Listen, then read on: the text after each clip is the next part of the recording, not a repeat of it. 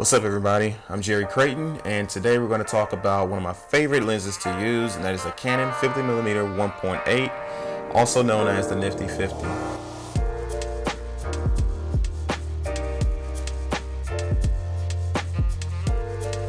So let's jump right in. This lens is one of the most versatile lenses you can use on a full frame sensor. It's great for street photography and portraits and headshots, to even some landscape. It's a very normal field of view, similar to what the human eye can see, and it does a really good job of isolating subjects when I need them to, but also including some of that background when I need it.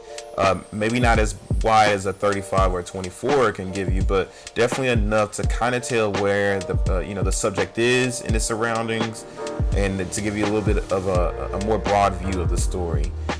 At 1.8, this lens is a fairly fast aperture, and it's worked well for most of my case scenarios that I've needed it for. It's decent in low light. It's great for subject isolation, especially if we're talking about headshots and portraits. And the depth of field is just beautiful, especially in where this focal length sits between the 35 to where you really get that scene in the shot. And then more telephoto when you start looking at like the 85mm lens focal length, and you're kind of losing a lot of that background and you're focusing more on the subject. So it sits perfectly in between those two depths of field, as you get a little bit of both worlds, a little bit of the environment and a little bit of that subject isolation. So another really good thing going for this lens is the price point at $125 as of the making of this video. $125 is just about the cheapest you can get for a 50mm lens, and boy, is that a bargain for what you get out of this. When you're comparing it to the 50mm 1.4 at $249, I just don't think that at almost double the price, that lens is definitely not 2 times better than this one. And the same with the 50mm 1.2 at $1,300. I mean, yes, you're getting the luxury lineup of Canon's L lenses, but is that lens 10 times better than the 50mm 1.8? I don't think so.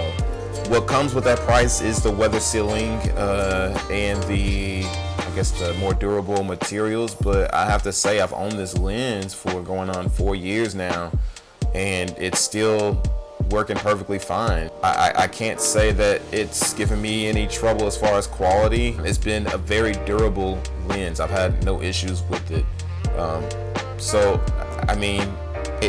This lens has done everything I've asked of it, and I just don't see myself needing anything different than this. It's very compact as well. When I really want to strip down my kit, take off the battery grip from my EOS R, and I just pop this on there, maybe add a filter on there if I want to. It just really keeps the profile of my setup very compact, and I enjoy that. I love that about it, especially when I'm trying to do like street photography with it, when I don't want to really be lugging around too much weight in my hands, even with the camera strap. I just prefer that more portable, running gun, if you will, setup sometimes. I enjoy that, and the similar feeling with my pancake lenses. I have to say, at $125, this lens is an excellent value for the professional quality that you will get out of it. I just must say, I've just been really satisfied with it. It's an excellent purchase.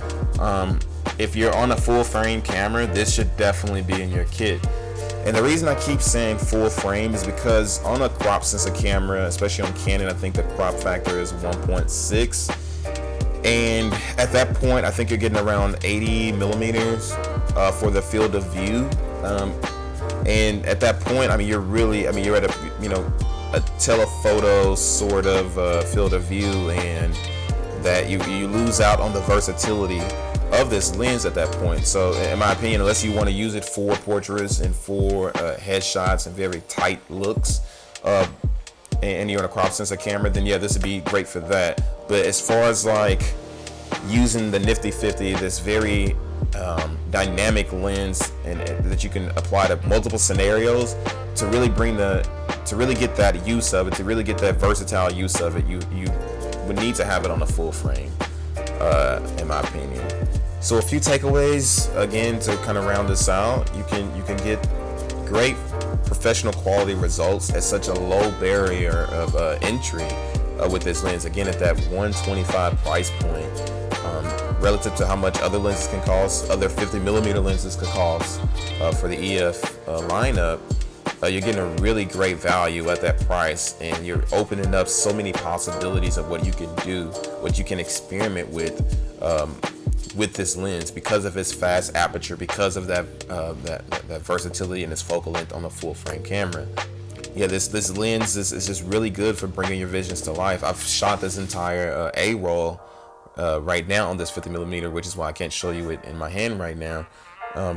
But just, I mean, if you like what's inside of the frame right now, this is from the Nifty 50 attached to the Canon C100 cinema camera. So yeah, it can just be used in so many applications, from photography to even videography, as you're looking at right now.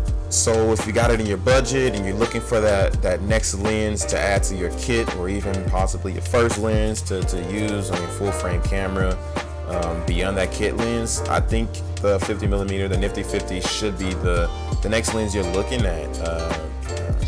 You just really open up a lot of potential there with this lens attached to your camera. And this is something that could remain in your kit for long term and for many years to come. And it's ready for most projects that you're willing to throw at it. So if this video was helpful to you in any way, go ahead and give it a like. And if you want to see more of my work or review videos, or just want to keep up with my content as I drop it, go ahead and subscribe and give me a follow. Also check out my Instagram if you want to see some of my work that I post there. I'll drop that down here on the screen there. And finally, if you want to check out the lens and you're ready to add it to your kit, I have a link down to it below in the description. Thank you.